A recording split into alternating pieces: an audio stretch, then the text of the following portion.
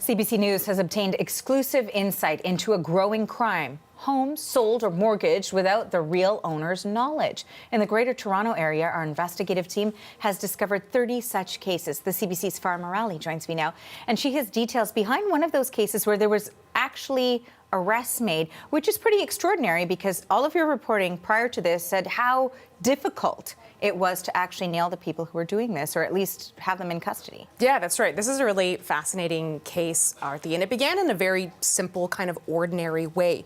Basically, this lawyer, Niroshan Vivekananda Raja, he goes by the name Niro, got a call in January from someone who said that they owned a home in the neighborhood of Scarborough and they wanted him to help them sell it. He's a real estate lawyer, so he was going to help sort of facilitate the transaction. And he described these clients as perfect. They had all the correct paperwork. They sent him proof of identification, 2 pieces. The deal was closed. The home was sold. The proceeds, which was $840,000, was transferred into the account of these supposed homeowners.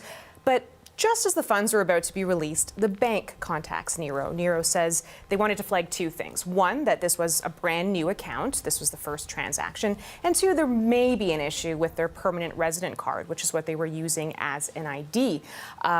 Niro says he got suspicious by that. So get this, he took it upon himself to go to the neighborhood, which you're looking at pictures of there, and start door knocking, talking to neighbors about who lives in this house. He initially got some vague answers, but later that night he got a call from the person who lived next door to this house.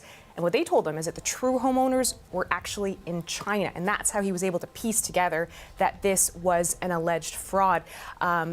Niro says that he then contacted the bank contacted police, and they all put together a sting operation, essentially, to bring these clients to the bank. That's where 3 people were arrested and are now facing charges. Now, Niro describes this scheme as near perfect when I had a chance to talk to him.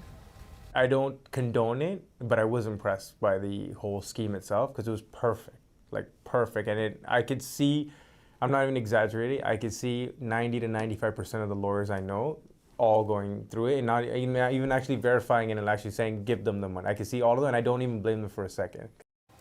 I mean, that's pretty incredible to hear that he can see 90 to 95% of the people that he knows just kind of passing on this because of how detailed, sophisticated, advanced people are becoming at these fake IDs. So what are you hearing from experts on that specifically?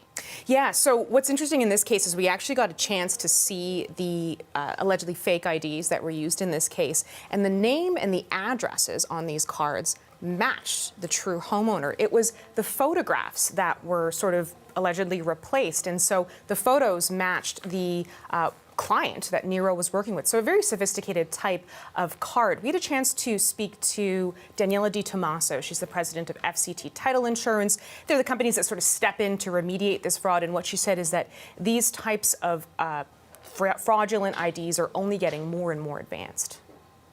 It is absolutely incredible how these IDs are identical replicas of an original other than a photo. And then even what we're finding now is the photo placement is perfect.